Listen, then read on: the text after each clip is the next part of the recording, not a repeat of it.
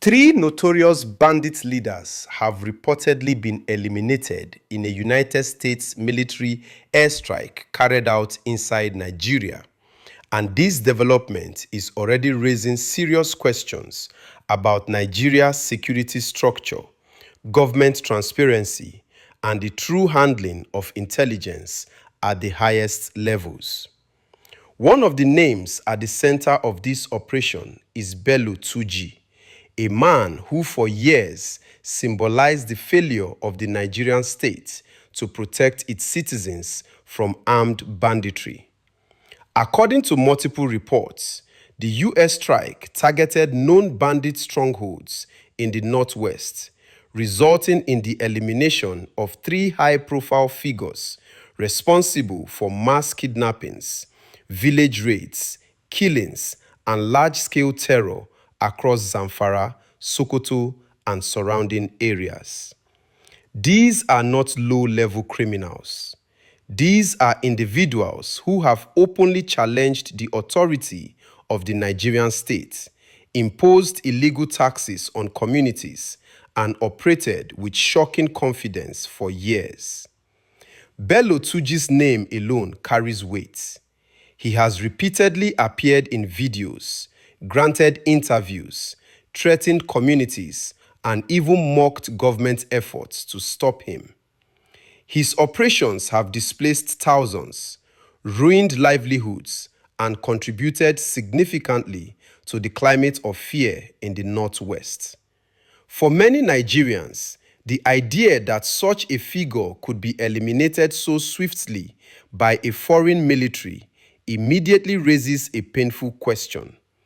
If he could be located and neutralized now, why was this not done years ago? The controversy, however, does not stop at the strike itself. It begins with how the Nigerian government responded afterward.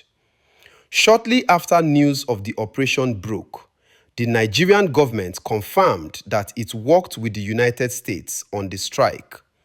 Officials acknowledged that there was intelligence cooperation between Nigeria and the US, effectively admitting that Nigerian authorities provided information that helped identify the targets and their locations. Good evening, gentlemen of the press. The federal government of Nigeria, in close coordination with the government of the United States of America, has successfully conducted precision strike operations against two major Islamic State ISIS terrorist enclaves located within the Bauni axis of Tangaza local government area of Sokoto State. Intelligence confirmed that these locations were being used as assembly and staging grounds by foreign ISIS elements infiltrating Nigeria from the Sahel region in collaboration with local affiliates to plan and execute large-scale terrorist attacks within Nigerian territory.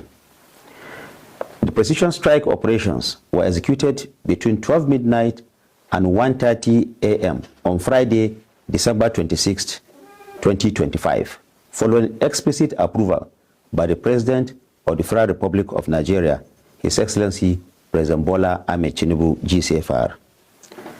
The operation was carried out under established command and control structures with the full involvement of the armed forces of Nigeria under the supervision of the Honorable Ministers of Defense and Foreign Affairs, as well as the Chief of Defense Staff.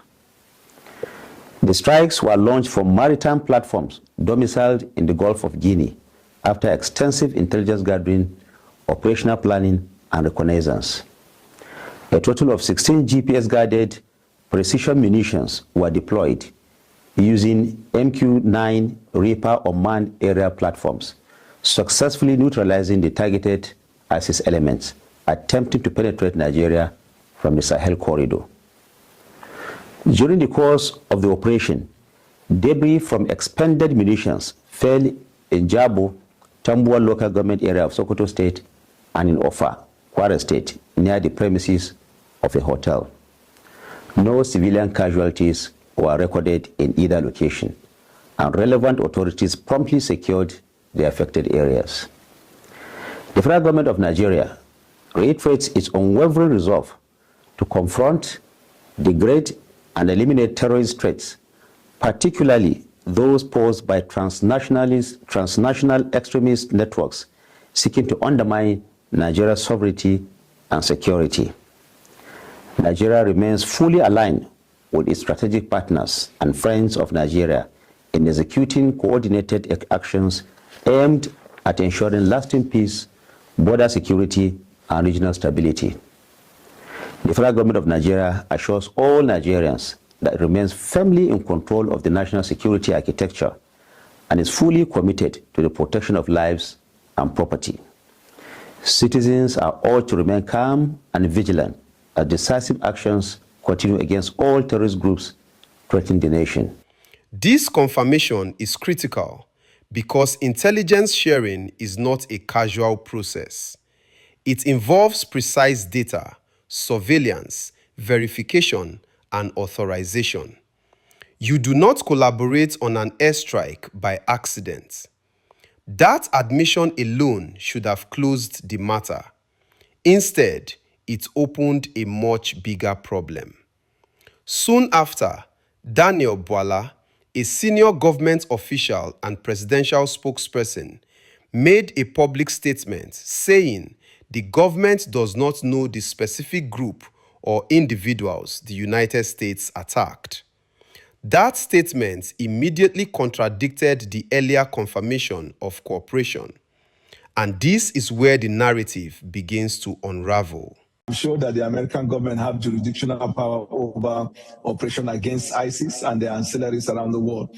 They may not have specific authorization by the Congress to fight terrorist organizations that are not designated as such. In Nigeria, both the Lakurawa, the Boko Haram, and the ancillaries have been designated as terrorist organizations. Therefore, we consider them all as part of the act of terrorism against the state. So I believe that that's the understanding that the American government had.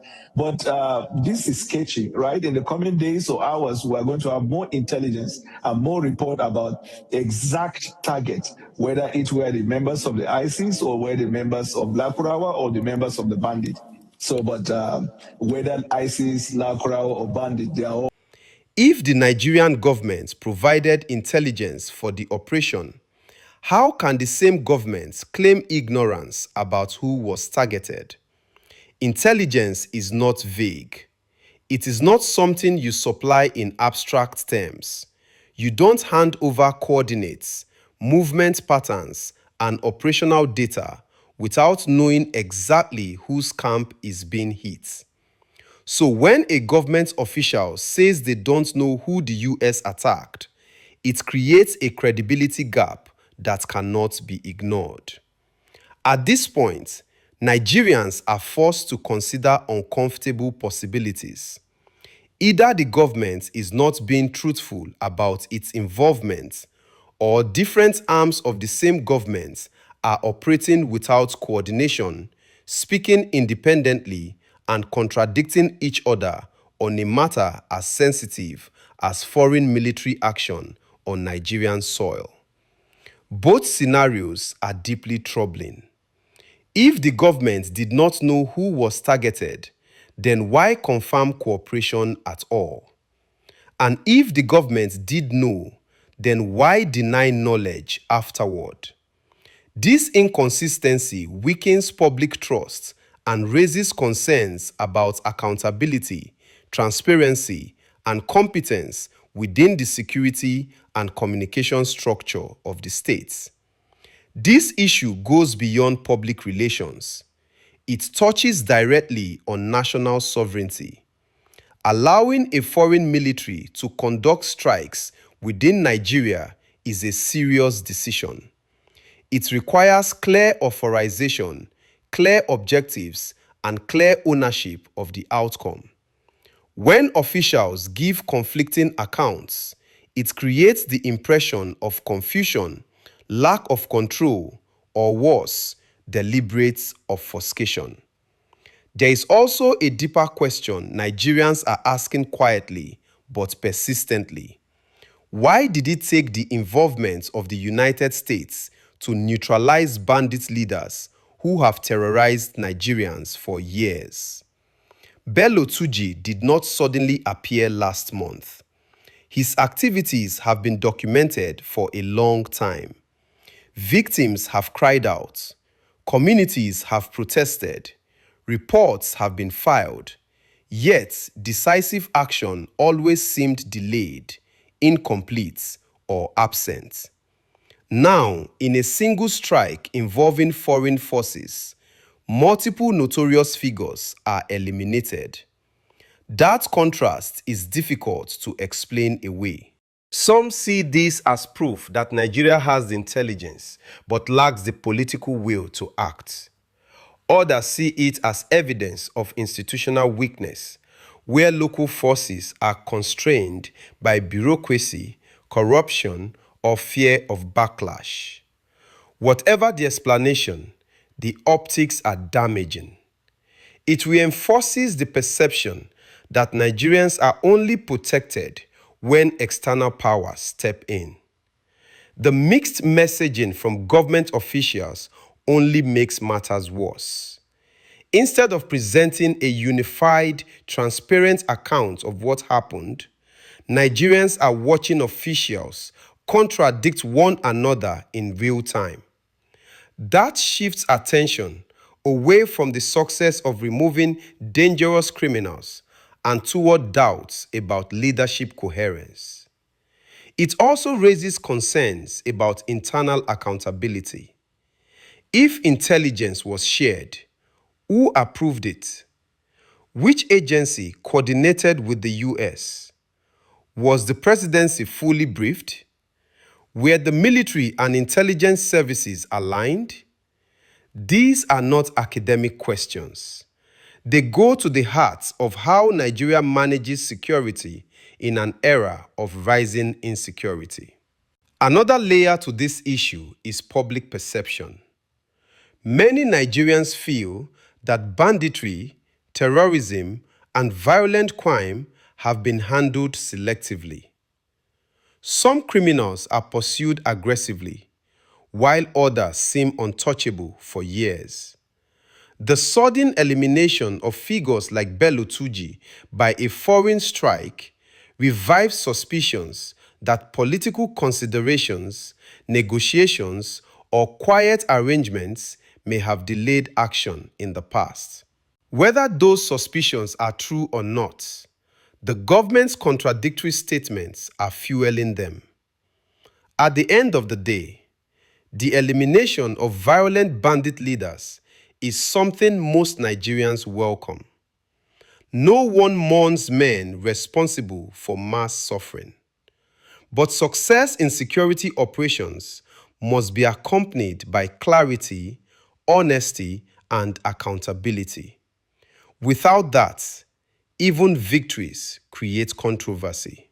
Right now, the focus is no longer just on the strike itself. It is on the government's inability to tell a consistent story. Did Nigeria know who was targeted or not? Did it provide intelligence or not? And if it did, why is an official spokesperson suggesting otherwise? Until these questions are answered clearly and directly, this operation will remain surrounded by suspicion rather than confidence. And in a country already struggling with trust in leadership, that is a cost Nigeria can ill afford.